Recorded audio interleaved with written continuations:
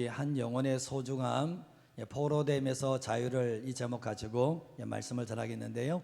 우리 먼저 한번 인사하실까요? 우리 옆에 분에게 잘 오셨습니다. 은혜 충만하시기를 바랍니다. 우리 앞뒤 잔을 사겠습니다.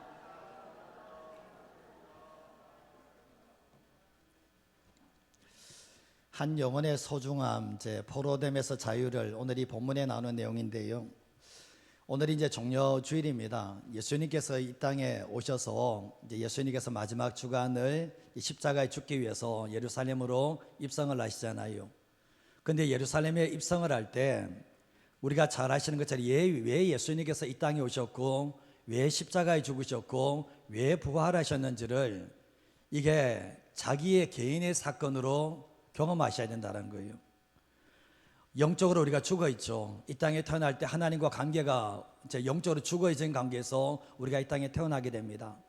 근데 영적으로 죽은 우리를 다시 살리시기 위해서 예수님이 십자가에 죽으시고 부활하셨다는 것을 알게 되는데, 모든 사람들이 다 죄인입니다. 이 땅에 있는 모든 사람들은, 해 아래에 있는 모든 사람들은 다 죄인으로 태어나서 하나님과 상관없는 삶을 살게 됩니다. 그러나 하나님과 상관없는 삶을 살아가는 우리들에게 하나님이 주인이 아니라 내가 내 인생의 주인 된 사람들에게 결국 뭡니까? 찾아오는 게 뭡니까? 본질적인 외로움을 가지고 있죠. 죄인들은 본질적으로 외롭습니다. 그리고 또한 인생의 허무함을 가지고 있죠. 그리고 더 나아가서 미래에 대한 두려움들이 죄인들에게는 다 가지고 있습니다.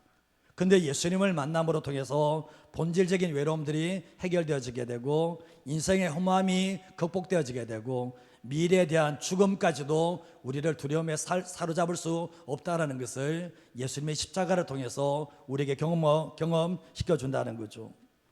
예수님은 죄로 말미암아 죽었던 우리를, 정말 우리를 살리시기 위해서 세상과 사단에게 포로된 우리들을, 끌려다닌 우리를 살리시기 위해서 예수님께서 이 땅에 오셨고 십자가에 죽으셨습니다. 그래서 3일 만에 다시 부활하셨던 거죠. 예수님께서는 죄의 문제를 깨뜨리시기 위해서 십자가에 죽으셨습니다. 그리고 예수님은 사망의 권세를 깨시기 위해서 3일 만에 부활하셨습니다. 사단이 가장 가진 큰 권세라면, 죄와 사망이라면, 예수님의 십자가와 부활로 이 죄와 사망의 권세를 깨시고 우리를 구원하셨다는 것을 알게 됩니다. 십자가 없는 부활은 없습니다. 고난 없는 영광은 없다라는 것을 우리에게 말씀하시는데, 오늘 우리가 종려주일을 지키면서 예수님께서 예루살렘을 입성하셨을 때 십자가에 죽기 위해서 입성을 하셨는데, 그것을 모르는 사람들은 종려나무 가지를 들고 호산나 호산나 외치면서 우리를 구원해 달라고 요청을 하게 됐는데, 그들이 원하는 메시아, 그들이 원하는 왕은 십자가에 죽는 왕이 아니었습니다. 죄 때문에 십자가에 죽는 왕이 아니라 로마의 압자에서 우리의 모든 인생의 문제에서 해방시켜줄 그 메시아를 찾게 되었는데, 예수님이 이 땅에 오신 이유는 인생이 가장 불행했던 이유가 이 죄의 문제인데, 이 죄의 문제를 해결하기 위해서 예수님이 오셨다는 것을 알게 되고, 예수님이 예루살렘에 입성하실 때 겸손하여서 나귀 새끼를 타게 됩니다. 근데 처음에는 호산나 호산나 외쳤던 사람들이 나중에는 예수님을 십자가에 못 박아라는 군중으로 바뀌어지는 일들이 있게 되었습니다. 왜냐하면 예수님이 자신이 원한 메시아가 아니거든요. 그래서 예수님을 십자가에 못 박아라고 말하게 되었는데, 결국 뭡니까? 예수님은 그 모습을 보고 실망하지 않습니다. 왜 그런지 아십니까? 기대한 것이 없으면 실망할 것도 없는 거예요. 예수님은 그들의 반응에, 무리의 반응에 춤추지 않습니다. 호산나 호산나고 해서 예수님이 춤추는 적도 없고, 십자가에 못 박으라 했을 때도 주님께서 그 반응에 억울해하지 않습니다. 이유가 뭐냐면 기대한 것이 없었기 때문에 그렇습니다. 이럴 줄 알았다라는 거죠. 우리가 세상에 달면 삼키고 쓰면 뱉는 것인데, 무리들이 그랬습니다. 예수님이 기적을 나타낼 때 정말 너무나 환영하지만, 예수님이 십자가에 죽는다고 했을 때 정말 그들은 매몰차게 주님을 떠나갔던 것들이 그들의 삶이었다는 것을 알게 됩니다. 그래서 우리가 이 종려주일을 지나면서 우리는 왜 온지 아십니다. 그분은 우리를 위해서 오셨거든요. 나를 위해서 오셨거든요. 그분이 십자가에 지셨거든요. 그 주님을 기억하면서 십자가의 은혜가 저와 여러분의 삶 가운데 충만하시기를 예수님의 이름으로 축복합니다. 지난 3월 24일 날 이제 한 연예인의 기사가 이제 올랐습니다. 인터넷에 올랐는데 이름을 제가 이야기를 하죠. 이수건 씨라고 아십니까? 이수건 씨의 기사가 올랐는데 어머니가 자기를 가졌을 때 신내림을 받았습니다. 신내림을 받았는데 임신해 있는 상태에서 신내림을 받았는데 어머니가 작두를 타는 모습을 봤다는 거예요. 그래도 어머니에게 젊은 여자 지인이 이제 귀신을 봐서 어머니를 찾아오게 되었는데 어머니가 다른 분을 소개해 줬고 그분이 굿을 해서 귀신이 떠나갔다 얘기를 하더라고요. 그리고 이후에 결혼해서 잘 살고 있다고 하는데 믿거나 말거나인데 알 수 없는 영역이 있기는 한 것 같다 이런 표현을 하더라고요. 되돌아보면 굿은 귀신을 불러들이는 것인데 그 굿을 통해서 자기 편에 있는 귀신이 떠나간다 얘기하면 웃기지도 않는 얘기를 하고 있다는 것을 알게 돼요. 그러면서 자신도 촉이 있다라고 얘기를 하면서 동료를 향해서 이 동료가 이혼수가 있다 이런 얘기를 한 거예요. 근데 이분이 보면 이수건 씨가 자기 와이프 아버죠. 자기 아들 뇌성마비에서 근데 집에서 유학까지 갔지만 뇌성마비에 걸렸었죠. 한번 되돌아보시면 가족에 지금 뭐가 흐르고 있는지를 한번 보셔야 돼요.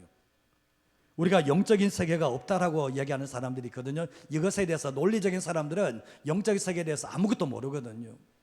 근데 결국 뭡니까? 성경도 영적 세계를 이야기하고 있지만 그 어머니의 영향이 신내림을 통해서 그 영향이 결국 자녀들에게도 흘러나간다는 것을 우리는 분명히 아셔야만 된다는 거죠. 제가 서울에서 부교육자를 했을 때가 있었는데 교회가 신당동 근처에 있습니다. 신당동 아십니까? 신당동 근처에 있었습니다. 제가. 근데 신당동을 신방을 가면 구석구석 깃발이 꽂혀 있는 거예요. 가면요 이 구석구석 다 빨간 깃발이 꽂혀져 있는데 어둠의 영이 합법적으로 거주하고 있는 곳이었습니다.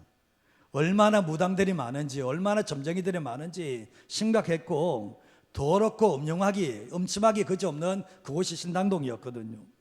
그때 제가 이제 다녔던 교회 권사님께서 무당집 옆에 살았습니다. 무당집 옆에 작두 타는 집 옆에였거든요. 제가 권사님께 권사님 이사 가셔야 되겠습니다. 여기 있으면 죽습니다. 이사 가세요. 근데 말씀을 안 들으시더라고요. 영적으로 강해서 이기면 좋겠지만 영적으로 약하니까 위험하다는 것을 제가 직감적으로 알게 되었거든요. 근데 아들 내외가 살고 아들 며느리 살고 그 다음에 손녀가 함께 살았는데 영적 세계는 모르면 당합니다.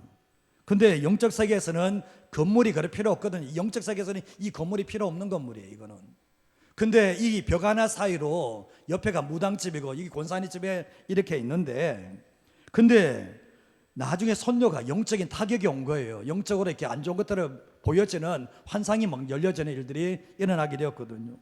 그때 저 권사님 떠나셔야 됩니다. 손녀 위험합니다. 떠나셔야 됩니다. 그러니까 안 떠나시더라고요. 근데 나중에 권사님께서 성격도 예민하신데 영적으로 이기지 못해서 계속해서 몸이 말라가시는데 뼈밖에 안 남았어요. 그러면서 돌아가셨습니다. 이게 특징이었거든요. 제가 이제 사역을 할 때 불교 용품점하고 그 다음에 이게 무당집 이 사이에 성도님이 살았던 적이 있어요. 불교 용품을 파는 데하고 이 신당동이 장난 아닙니다. 여기 보면 이게 있는데 여기 성도가 살았는데 이게 귀신 들림 증상이 일어난 거예요. 밤에 미니스커트를 입고 온 동네 돌아다니고 잠도 안 자요. 정말 온 동네를 이제 떠돌아다니고 교회도 떠돌아다니고 막 이게 서울 전역을 막 떠돌아다니는 거예요. 너무 심각해졌는데 나중에 교회에 안 보이셨어요. 근데 그분은 교회에 나오셨지만 인격적인 주님과의 만남이 없으니까 이거는 귀신 들림의 증상이 일어나서 정말 심각한 모습으로 살아가는 그 모습을 보게 되었거든요. 한 가지만 더 예를 들면 그때 명예집사님이 계셨어요. 명예집사 다른 교회에서 시무권사 하시다가 은퇴하시고 저희들 교회 그때 오셨던 분이 계시는데 예배 이제 대신방 예배를 드리면서 대화부터 하게 되었습니다. 대화하면서 이제 갑자기 대화하는 거 안 돼서 권사님이 영적 상태가 심각해요. 그래서 권사님 그런 이야기 하는 거죠. 목사님 형광등에서 빛이 나와서 내 몸으로 들어갑니다. 이 얘기를 하는 거예요. 형광등에서 빛이 나와서 내 몸으로 들어갑니다. 이런 얘기 하니까 같이 갔던 여전사님과 권사님들이 깜짝 놀랐던 거죠. 그런 일이 없으니까. 근데 이 집에 오면서부터 저 형광등이 자꾸 빛이 내 몸으로 들어갑니다. 이런 얘기를 하는 거예요. 아, 이게 문제가 있구나. 그래서 제가 권사님께 물어봤습니다. 이 집에 누가 살았죠? 이 집에 이전에 누가 살았습니까? 질문했을 때 아니다 다를까 무당이 산 거예요. 무당이 산 거였거든요. 근데 아무런 뒷조사도 없이 그 자리에 털통 갔는데 거기에서 뭘 했겠습니까? 그 사람들이. 거기에서 결국 누구를 섬겼겠습니까? 그런 일이 일어나면서 결국 뭡니까? 별의별 일을 당하면서 결국은 영적인 세계에서 황폐하게 만들어져 버리는 일들이 일어나는 모습을 보게 되었거든요. 그게 귀신의 역사였다는 거예요. 제가 교회 집사님이 귀신에 잡혀서 물로 뛰어들고 정말 그런 일 봤습니다. 그 축기 사회 가려고 교회 집사님 집에 축기 사회로 갔던 것이 한두 번이 아니었습니다. 이 말하면 밤새입니다, 제가. 그리고 고3 학생이 음악 있죠. 음악을 잘 듣지 못하니까 이 음악을 통해서 귀신이 돌아버린 거예요. 그 권사님께서 자기 딸을 한번 봐달라고 집에 초청을 했는데 가니까 애가 귀신 들림이 나와버린 거예요. 왜 이렇습니까? 그러니까 애가 어느 순간에 자꾸 이상한 음악을 듣더니만 계속 저렇게 돼버렸다는 거예요. 제가 이제 젊은 세대에게 찬 것이 음악 잘 들으세요 하는 게 뭐냐 보면 그 음악 속에서 귀신이 들어온다는 것을 몰라요. 사단이 들어온다는 것을 모르는 사람들이 많아요. 저희 집에서도 애들 잣대 이상한 음악 듣지 마라 얘기하는 이유가 뭐냐 보면 그 음악을 통해서 그것이 귀신에 잡힌 음악이면 귀신이 들어올 수밖에 없다는 것을 제가 그때 참 뼈저리게 많이 보게 되었습니다. 오늘 말씀을 보시면 지난 주일날 제가 말씀을 드렸을 때 예수님께서 바다 건너편으로 가자고 이야기를 하시면서 가는 길에서 큰 폭풍을 만나게 되잖아요. 그 폭풍을 통해서 죽을 고생을 했는데 예수님께서 잠잠하고 고요하게 만드셨습니다. 그러고 난 뒤에 예수님께서 바다 건너편으로 건너왔는데 어디로 건너왔? 오늘 말씀에 그라사인의 지방 그라사 땅으로 건너가게 되는데 이 그라사 땅은 바로 이방인의 땅이라는 것을 알게 됩니다. 그러나 예수님께서 배를 타가다 바다에서는 큰 폭풍을 만났지만 오늘 말씀에는 인생의 큰 폭풍을 만난 광인, 귀신 들린 사람이 예수님을 찾아오는 장면을 보게 되거든요. 오늘 말씀으로 첫 번째로 하시는 게 뭐냐 보면 한번 읽어볼까요? 예수님은 한 영혼의 가치를 소중히 여기시며 포로됨에서 자유를 주십니다. 예수님께서 한 영혼을 살리시려고 그라사이 땅에 건너게 되었는데 요한복음 4장 말씀에도 보면 예수님께서는 수가성 여인 한 명을 만나기 위해서 사마리아 땅을 건너가는 들어가는 모습을 보게 되거든요.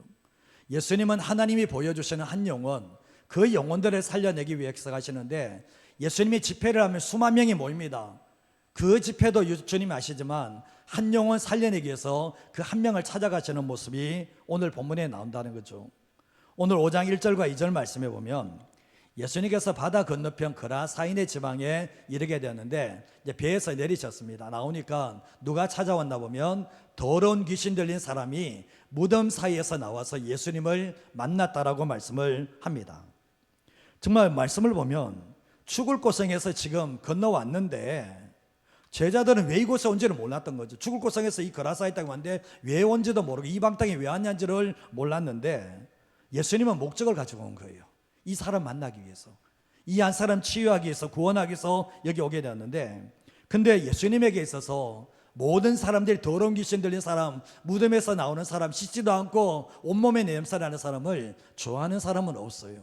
그러나 예수님은 뭐죠? 이 사람을 만나기 위해서 여기 찾아왔다는 것을 알게 돼요. 그게 내가 될 수도 있겠죠. 그게 내겠죠. 근데 예수님께서는 뭡니까? 찾아오셔서 예수님에게서 영혼은 수단이 아닙니다. 예수님은 영혼은 목적이라는 것을 말씀하는데 한 영혼을 천하보다 귀하게 여기는 것이 바로 예수님이라는 것을 이 말씀을 통해서 보게 됩니다. 3절에서 5절 말씀에도 보면 이 사람이 무덤 사이에 거처하는데 이제는 아무도 그를 쇠사슬로도 맬 수가 없는 거예요. 힘이 장사예요. 4절 말씀에도 여러 번 고랑과 쇠사슬에 메었습니다. 사람들이 와서 메어봤는데 쇠사슬도 끊어버리고 고랑도 깨뜨려 버리니까 아무도 그를 제어할 힘이 없는, 저도 보니까요 소녀인데 귀신 들린 애 소녀가 힘이 장사예요. 남자들이 아무리 잡아도 안 돼요. 왜 그런지 아십니까? 그 안에 귀신의 힘이 어마무시하다는 것을 알게 돼요. 5절 말씀에도 보면 밤낮 무덤 사이에서 사이에서나 산에서나 늘 소리 지르면서 돌로 자기의 몸을 해치고 있는 모습을 보게 됩니다. 누가 이렇게 만드는 겁니까? 그 안에 있는 귀신들이 일하고 있는 거예요. 밤낮 무덤 사이에서 잠도 안 재워요. 귀신이 잠을 안 재워요. 밤낮 무덤 사이에서 산에서는 늘 소리를 지르며 괴성을 질러요. 그리고 돌로서 자기의 몸을 해치고 있는, 하나님이 주신 이 몸을 돌로서 해치고 있는 이 모습이 누가 하고 있는가 보면 사단이 이런 짓을 하고 있다는 것을 알게 되는데, 한 영혼이 어떻게 이렇게 될 수 있는가? 무덤은 사람이 사는 곳이 아니, 정상인이 사는 곳이 아니에요. 근데 귀신이 들어가면서 힘이 장사하고 제어당할 수 없는 이런 상황 가운데서 인생이 정말 들짐승처럼 비참하게 살아가는 이런 모습을 보게 되거든요. 마가복음 9장 22절 말씀에도 보면 한 아버지가 아들이 귀신 들렸으니까 이 아이를 교천받기 위해서 데려왔거든요. 귀신이 그를 죽이려고, 애를 죽이려고 물과 불에 자주 던졌다. 제가 한 집사님이 귀신 들렸는데 물에 뛰어들게 만드는 그거 봤거든요. 차에 막 뛰어들게 만들고 이런 광경을 지금 이야기를 하더라고요. 귀신이 물에 던져버리고 불에 던져버리고 완전 사람 완전 바보처럼 만들어버린 이런 일들이 일어나게 되었거든요. 근데 오늘 이 말씀에 보시면 이 그라사 광인은 누구든지 예수님을 데려다 줄 사람이 없는 거예요. 아버지가 귀신 들리는 아들을 데리고 왔지만 정말 이 지금 상황에서는 그라사 광인은 아무도 예수님께 데려오지 못하는 상황 가운데 있었는데 누가 찾아오셨는가? 예수님이 기도하시는 가운데 하나님이 보여주시는 가운데서 직접 찾아오는 일들이 있게 되었습니다. 예수님이 한 영혼을 얼마나 사랑하시고 얼마나 소중히 여기신지를 우리가 충분히 알 수가 있게 되는 거예요. 요한에서 3장 8절 말씀을 같이 한번 읽어볼까요? 죄를 짓는 자는 마귀에게 속하나니 마귀는 처음부터 범죄함이라 하나님의 아들이 나타나신 것은 마귀의 일을 멸하려 하심이라. 죄를 짓는 자는 누구에게 속한다고요? 마귀에게 속한다. 예수 믿는 사람이 죄를 자꾸 지으면 신분은 하나님의 자녀인지 모르지만 마귀에게 잡히는 일들이 막 일어나요. 그거는 성경에서 얘기하잖아요. 마귀는 처음부터 범죄합니다. 그래서 우리를 범죄의 길로 인도하는 것이 마귀의 역사인데, 하나님의 아들 예수님이 이 땅에 나타나신 것은 마귀의 일을 멸하기 위해서, 정말 죄의 종노릇하고 사단의 종노릇하는 삶을 끊어내기 위해서 예수님이 이 땅에 오셨다는 것을 분명히 말씀을 하고 있습니다. 요한복음 10장 10절 말씀에도 보면 도둑이 오는 것은 어떻게 해요? 도둑질하고 죽이고 멸망시키려는 것뿐이요 내가 온 것은 양으로 생명을 얻게 하고 더 풍성히 얻게 하려는 것이라. 도둑이 누굽니까? 마귀 이야기하잖아요. 귀신들 이야기하잖아요. 도둑이 오는 이유가 뭐냐? 도둑질하고 죽이고 멸망시키는데, 오늘 말씀에 한 영혼을, 완전히 영혼을 도둑질하고 죽이고 멸망에 이끌었던 것이 사단의 역사였다는 것을 우리는 충분히 알 수가 있게 되는 거예요. 그러나 예수님이 이 땅에 오신 게 뭐냐? 예수님은 생명을 주시고 더 풍성한 삶, 하나님 안에서의 진정한 행복된 삶을 살기 위해서 예수님이 이 땅에 오셨다는 것을 말씀하는데, 사단은 인격적이지 않아요. 사단은 잔인해요. 그러나 예수님은 철저하게 인격적으로 우리를 대하신다는 것을 알게 됩니다. 가룟 유다에게 사단이 어떻게 했습니까? 예수 팔 생각을 넣었죠. 욕심을 넣었죠. 돈에 대한 욕심을 넣었죠. 근데 그 돈에 대한 욕심이 들어가니까 처음부터 이걸 뿌리쳤으면 되는데 뿌리치지 못했습니다. 돈 때문에 예수님을 팔아넘긴다는 것, 이게 제자로 살 짓이야 생각하면서 그냥 처음에는, 근데 이것이 계속해서 들어오니까 사단이 그 안으로 이제 집을 지어버리는, 완전히 이제 거주리를 지어버리는 일들이 일어나게 되었죠. 그러고 난 이제 철저하게 사단은 가룟 유다를 이용해서 예수님을 십자가에 내주게 되고, 결국은 나중에 가룟 유다가 어떻게 됐습니까? 심한 죄책감을 사단이 넣어주면서 자살로 인생 끝내게 만들었던 것이 사단의 역사였다는 것을 알게 됩니다. 결국 뭡니까? 사단은 이용해 먹을 만큼 이용해보고 그다음 버려버립니다. 이게 사단의 특징이라는 거예요. 주님은 그렇지 않다라는 거예요.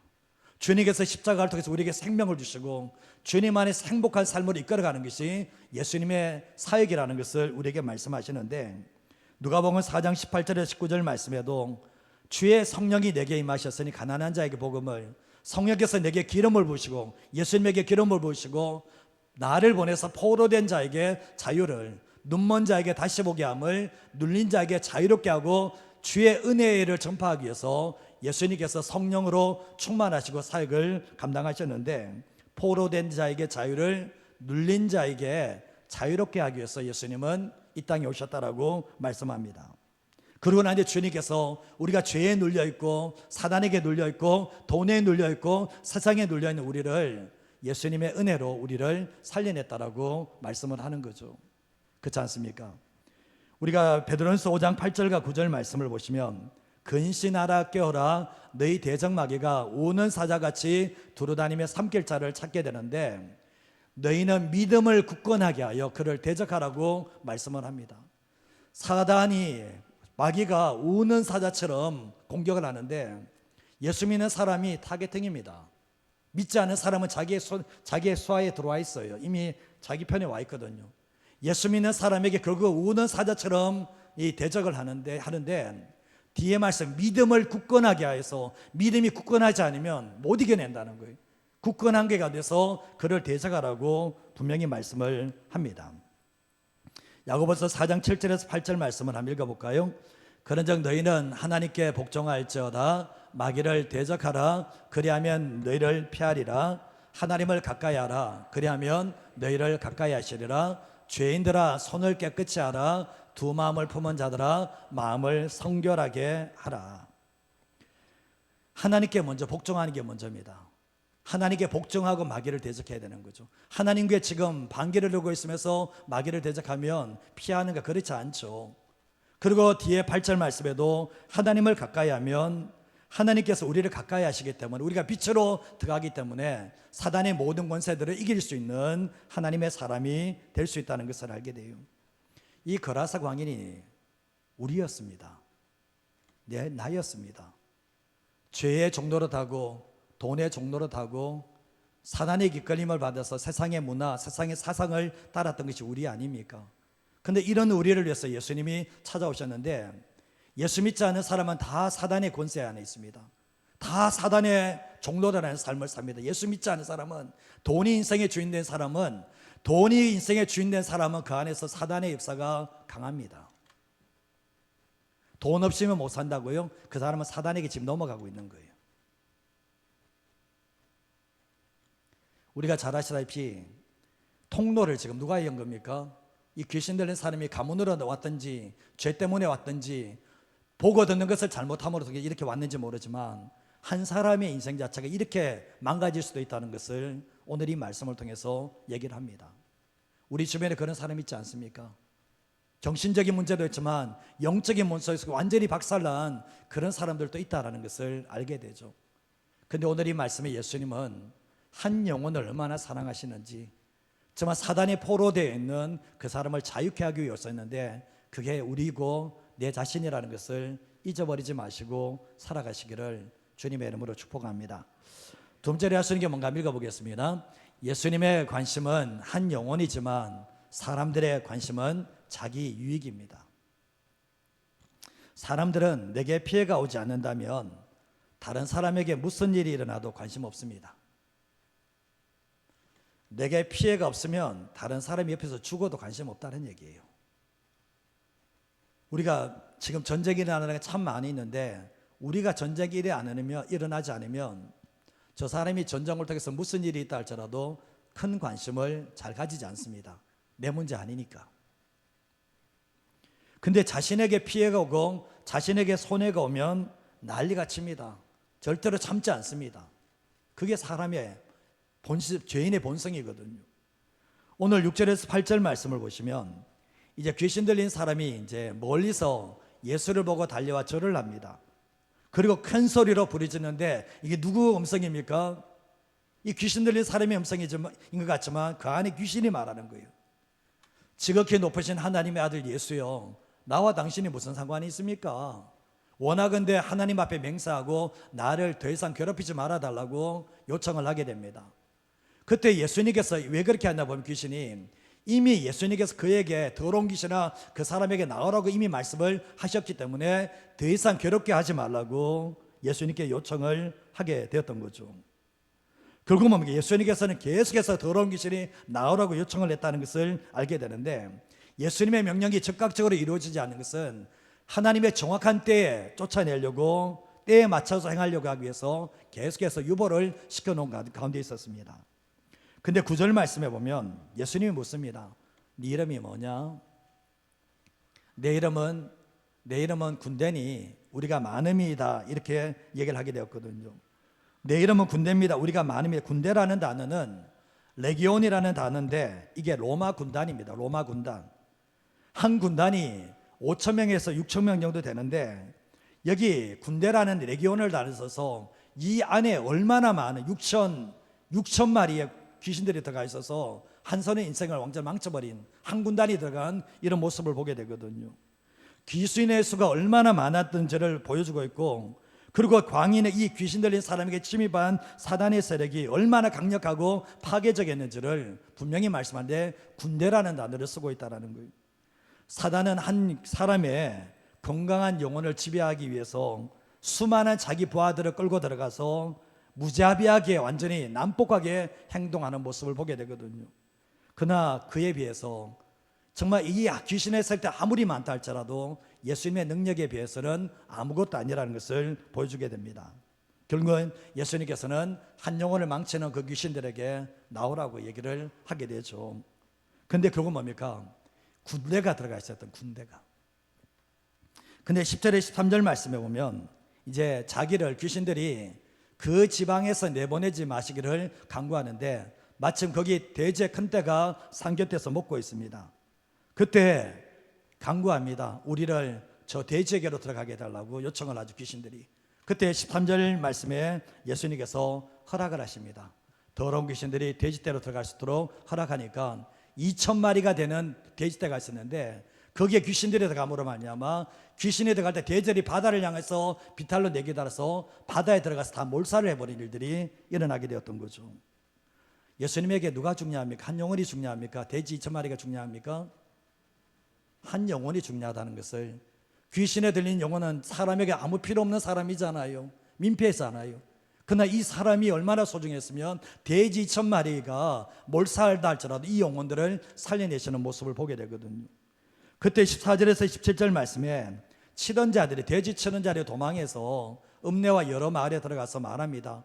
그래서 사람들이 나와서 어떻게 된지를 보러 왔는데 예수님께 와보니까 귀신 들린 자가, 군대 귀신 집혔던 자가 옷을 입고 정신이 온전한 상태에서 앉아있는 것을 보고 두려워하는 거예요.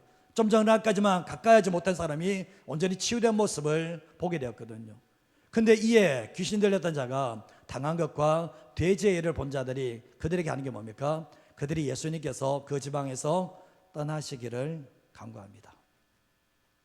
사실은 이런 역사가 일어나면 예수님께서 우리도 치유해달라고, 우리도 회복시켜달라고 이렇게 해야 되는데 예수님을 떠나갔으면 좋겠다고 떠밀어버리는 이런 모습을 보게 됩니다.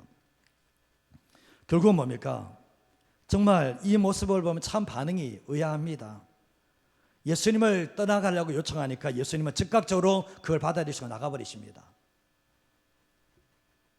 왜 이런 반응이 일어났는지 충분히 상상이 되지 않습니까? 예수님의 관심은 2,000마리 돼지떼보다는 한 명의 영혼입니다. 귀신 들린 영혼, 사람들에게 외면당한 이 영혼에 예수님은 관심이 있는데 사람들의 관심은 어디에 있는 겁니까? 사람들의 관심은 이 영혼의 치유에 있습니까? 아니면 손해 난 돼지떼에 있습니까? 되돌아보시면 돼지 한 마리가 30만 원치면 돼지 2,000마리면 6억입니다. 6억이 지금 손해가 난 거예요. 돼지가 물에 다 빠져버린 거잖아요. 근데 결국은 뭡니까? 자신들에게 피해가 될까 싶어서, 자기가 손해가 될까 싶어서 예수님을 떠나보내는 이 모습, 예수님은 그 모습을 보고 결국은 떠나가시는 이런 모습을 보게 되는 거죠. 한 영혼의 가치는 절대로 돈으로 환산할 수 없습니다.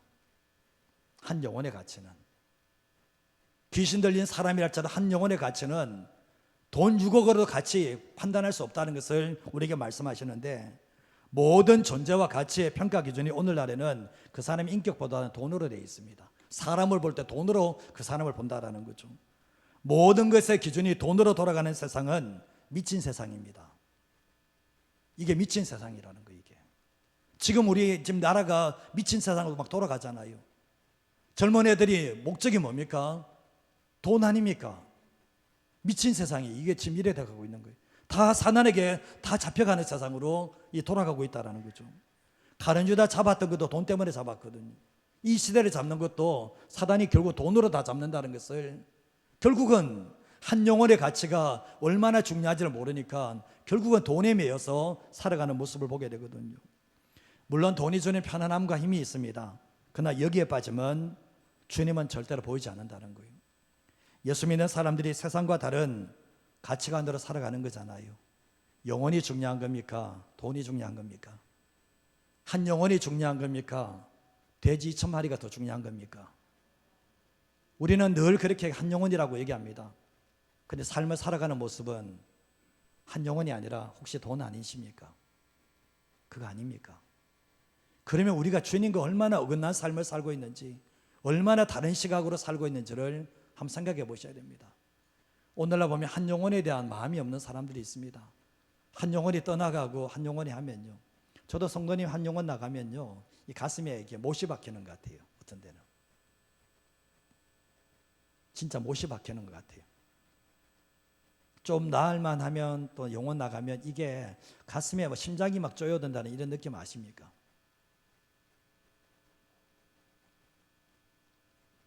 우리의 삶을 살아갈 때 여러분에게 한 영혼은 어떤 의미를 가지고 있습니까? 우리가 함께 신앙생활할 때 옆에 있는 내 지체가 여러분에게는 어떤 의미로 다가오십니까? 만약에 그 영혼의 의미가 예수님처럼 한 영혼의 소중함을 알지 못한다면 여러분들도 여러분 안에서 주님을 내칩니다. 주님 내게 떠나가달라고. 그런 모습이 될 수 있는 거예요. 오늘날 시대가 한 영혼의 가치를 잃어버리고 돈이 주인된 삶을 살아가는 것이 얼마나 무서운 세상인데, 정말 예수 믿는 사람들이 그런 가치관으로 살아간다면 주님이 나를 보실 때 어떻게 보실까? 그런 생각을 좀 해보셔야 된다는 거죠. 오늘 이 말씀을 바라보시면서 우리에게 예수님의 최고의 가치관이지만 예수님에게는 우리가 영혼이 최고의 가치관이었다면 우리의 삶 가운데서도 한 영혼을 살리기 위해서 정말 우리의 모든 것을 내어놓으신 그 예수님에게를 따라갈 수 있는 진정한 하나님의 사람 되시기를 주님의 이름으로 축복합니다. 어느 분이 그런 이야기 하더라고요. 아내 죽으니까 돈은 쓰레기와 같더라. 아내 죽으니까 돈은 아무런 쓸데없는 휴지 조각이다, 이런 얘기를 하더라고요. 그런 얘기 하는 거 보면서 느꼈던 게, 안 믿는 사람들도 저런 얘기 하는데 정말 예수 믿는 사람이 돈에 잡히면요, 돈이 그 중심에 들어가면요, 그분 하나님을 안 섬겨요. 그분 예수님 섬기는 사람 아니에요. 그 사람은 사단을 섬기는 사람이 됩니다. 그래서 그게 무서운 거예요. 우리가 조심하시며 살아가시길 바랍니다. 주님이 한 영혼이 그렇게 소중하다면 한 분 한 분 대할 때마다 정말 얼마나 소중히 여겨야 되는지를 충분히 알고 한 영혼을 소중히 여길 수 있는 저와 여러분 되시기를 주님의 이름으로 축복합니다. 마지막 한 가지만 더 말씀드리겠습니다. 한번 읽어보겠습니다. 예수님은 자신을 직접 따르는 것만이 아니라 주변 사람들에게 전하기를 원하십니다. 신앙은 경험이 참 중요하겠죠. 예수님을 만난 경험을 통해서 예수님이 누구인지를 알고 예수님을 정확하게 아는 것만큼 다른 사람에게 예수님을 전가할 수가 있잖아요. 내가 만난 예수를 전가하는 것, 그게 강력한 간증이 되거든요. 왜 예수를 못 전하는가? 내가 만난 적이 없는 거 아니에요? 왜 내가 만난 예수를 다른 사람이 못 전하는가? 내가 예수님을 만난 적이 있습니까? 제가요, 이렇게 교회를 떠나셨던 분들에 대해서 보니까요, 물론 다 그런 건 아닌데 교회를 떠나시고 교회를 한다는, 이렇게 떠나시는 분이 있더라고요. 그분들을 또 보니까요, 아, 저분들은 예수님을 만난 적이 없구나. 저분은 본인들이 예수님을 만났다 그러지만 예수님을 만난 적이 없는 사람이다. 연세가 많으신 분이든 적은 사람이든 예수님을 만나지 않으니까 결국은 교회를 안 나오는구나, 그렇게 확신하게 됐습니다. 새생명 축제하는 이유가 뭔지 아십니까? 내가 만난 예수를 내 가장 가까운 사람들에게 그 전하자는 거잖아요. 내가 만난 예수를. 사도행전 26장 16절에서 18절 말씀을 보시면, 일어나 너의 발로 서라. 내가 내게 나타난 것은 곧 내가 나를 본 일과 장차 내게 나타날 일에서 너로 종과 증인을 삼는다. 예수님께서 사울을 찾아갔거든요. 부활하신 주님께서 직접 찾아갔거든요. 그러나 주님께서는 내가 너를 종과 증인으로 삼겠다고 하면서 뒤에 말씀을 보시면 네가 이스라엘과 이방인들에게 가서 내가 너를 구원하여 그들에게 너를 보내는데 18절 말씀은 그 눈을 뜨게 하고 너도 눈을 감게 했던 것처럼 너를 통해서 눈을 뜨게 만들며 어둠에서 빛으로 사단의 권세에서 하나님께로 돌아오게 하고 죄 사함과 나를 믿어 거룩하게 된 성도가 되게 하기 위해서 너를 이제 보내겠다라고 주님이 말씀을 하셨는데, 사도 바울은 가는 곳마다 자기가 예수님 만난 가정, 내가 예수님을 핍박한 사람이었는데 예수님이 나를 찾아오시고 자신이 예수님께로부터 구원받은 그 간증을 하는 것을 보게 된다는 거죠. 오늘 마가복음 5장 18절에서 20절 말씀에도 예수님께서 배에 오르시죠. 귀신들 사람이 함께 가기를 간구합니다. 그 사람들, 다른 사람들은 어떻게 했습니까? 예수님께 떠나달라고 요청을 했잖아요. 근데 이 귀신 들린 사람은 배에 오르실 때 귀신 들린 사람이 함께 있기를, 함께 가기를 간구하는데 예수님이 또 허락하지 않으세요. 허락하지 않으시고 그에게 일하시는 게 집으로 가라. 주께서 내가 너에게 어떤 큰 일을 행하는지를, 너를 어떻게 불쌍히 여겼는지를 누구에게 얘기하라고요? 네 가족에게 얘기하라는 거예요. 너 나 따라오는 건 그 선한 마음 안다. 내가 너에게 너에게 이런 은혜를 줘서 너가 생명을 다해서 나를 따라오려는 것도 알고, 정말 내가 가는 곳에 너도 오겠다는 건, 살아도 주를 위해서, 나 죽어도 주를 위해서 살겠다는 그 마음 안다. 그러나 주님이 하시는 말씀은 집으로 가라는 거예요. 그러고 난 뒤에 내가 너에게 해준 모든 것, 너희가 어떤 모습에서 내가 너를 어떻게 살려줬는지, 너를 어떻게 구원해 줬는지 네 가족에게 알리라고 말씀을 합니다. 그래서 예수님의 말씀대로 가족에게 가죠.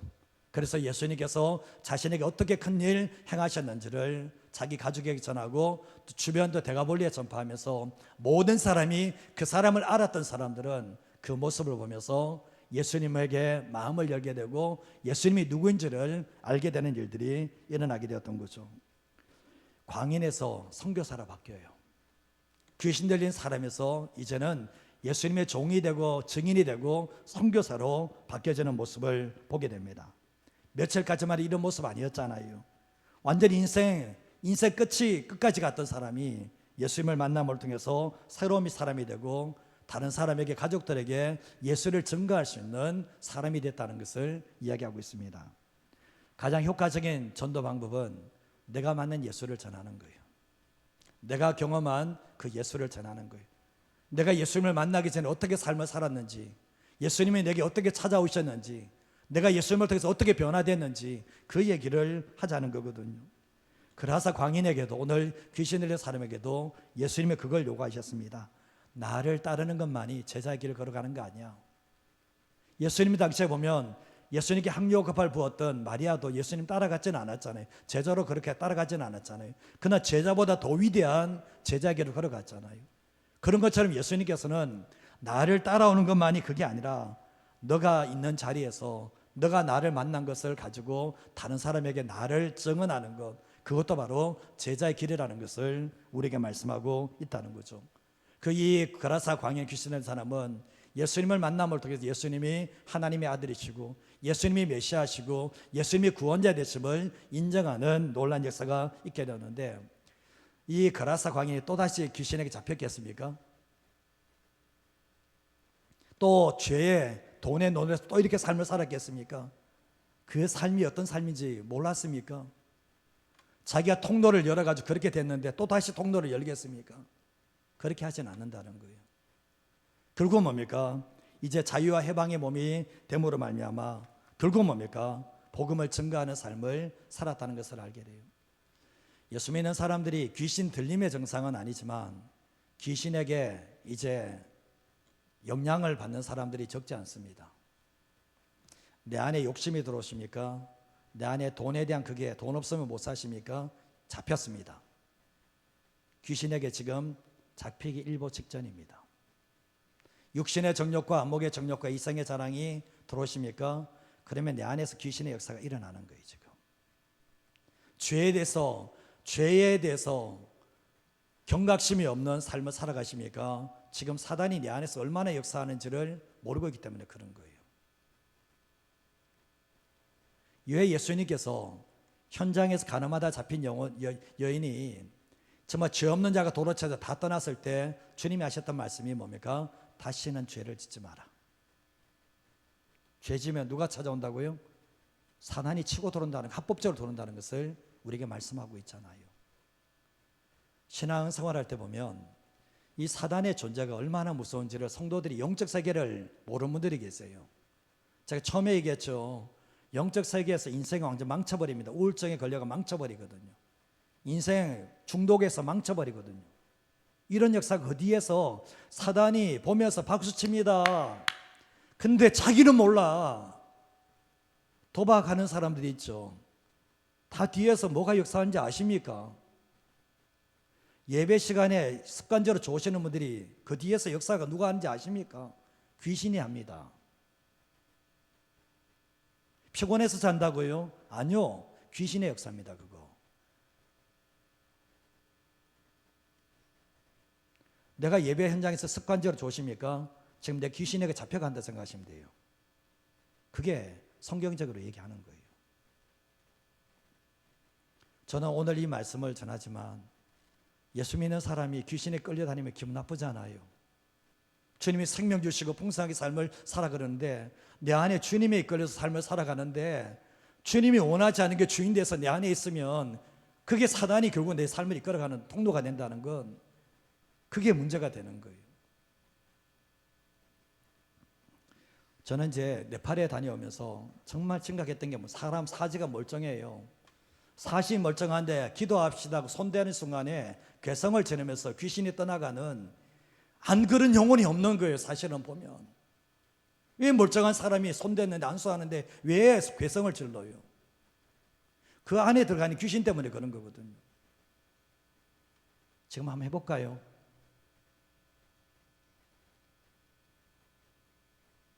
예수 믿는 사람이 죄악 가운데 자기 노출되고요, 자꾸 중독에 빠져 있고요, 하나님 말씀과 어긋나는 삶을 살게 되면 결국 사단이 치고 들어옵니다. 물론 완전히 들려버리는 상태는 안 갑니다. 그러나 교회 집사하라 할지라도 잘못된 영적인 흐름을 타고 있고 통로를 열어버리면 결국 귀신 자체가 그 인생을 그렇게 만들어버리더라고요. 조심하셔야 됩니다. 조심하지 않으면 내 영혼 추구하고 내 삶을 추구하는지도 모르고 질질 끌려다니다가 인생 끝납니다. 연예인들 자살하는 사람이 있죠. 그 뒤에 누가 역사했습니까? 다 귀신들이 역사하는 거거든요. 그래서 우리는 항상 영적으로 깨어있고 조심하는 삶을 살지 않으면 안 된다는 것을 기억하셔야 돼요. 여러분 영적 세계를 좀 아셔야 되는데 매일의 삶 속에는 아니겠지만 자기 죽기를 할 줄 알아야 돼요. 자기 죽기 이야기하면 예수 믿으면 내한테 귀신의 역사가 없다고요? 거짓말하지 마세요. 그런 일 없어요. 제가 오늘 김현정 권사님께 여기가 뭐냐고 물어봤어요. 여기가 뭐냐고 물어봤는데 이게 뭐냐고 물으니까 여기 딱 갈고리처럼 있는 거 아시죠? 아시죠? 이게 목에서 딱 넘어가는 이거 있죠? 그죠? 김성희 씨 이게 뭐예요? 이렇게 여기하고 이렇게 배 부분을 이렇게 칼 모양으로 딱 세워서 이렇게 내가 만약에 이게 음란이 있다 그러면 한번 해보세요. 예수님의 이름으로 음란의 귀신은 나오라고 하면 봐요. 그러면 믿음으로 딱 하면 이게 내 안에 돈의 욕심이 많은 사람들은 이 사단이 다 이렇게 깔려 있어요. 그러니까 해보면 귀신 나옵니다. 헛구역질도 나오고요. 이런 일이 있거든요. 저는 이제 가끔씩 해요. 상처 많이 받고 이러면 상처 덩어리인 사람은 사실은 귀신 들림의 현상은 안 나가지만 그 안에서 그 상처가 그 삶을 이끌어 가버립니다. 귀신에 잡힙니다. 나중에 그러다가 죄악가에 있는 사람들도 그렇게 잡혀버리거든요. 그래서 예수 믿는 사람이 예수님만 섬기는 삶을 살아갈 때 결국 뭡니까? 사단을 대적할 수 있고 이겨낼 수 있는 삶을 살 수 있다는 건 기억하셔야 돼요. 우리가 예수 믿기 전에는 죄의 종로를 했잖아요. 세상의 종로를 했잖아요. 세상의 사상의 가치관의 종로라는 삶을 살아서 그 뒤에서 사단이 역사했다고 에베소서의 말씀이 나오잖아요. 사단이 끌려고 우리가 갔잖아요.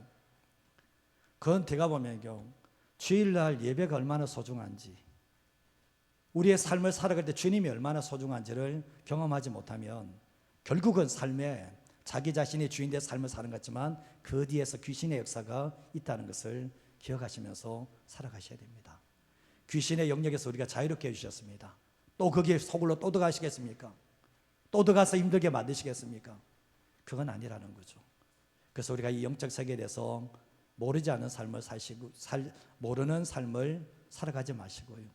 우리가 영적으로 날마다 깨어있음으로 말미암아 우리를 포로된 자에서 자유를 주신, 우리 한 영혼을 위해서 그렇게 살려내 주신 그 주님 바라보면서 살아가는 저와 여러분 인생 되시기를 주님의 이름으로 축복드립니다.